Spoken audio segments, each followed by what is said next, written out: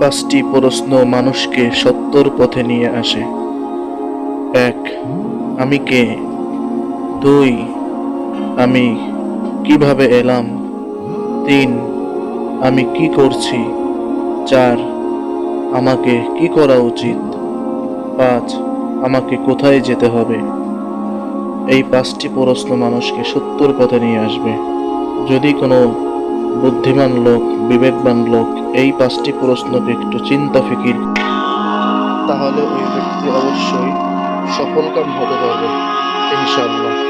আসুন আমরা নিজেরা পরিবর্তন হই, তাহলে আমরা অবশ্যই জান্নাতের উচ্চ মাকাম পাবো ইনশাআল্লাহ।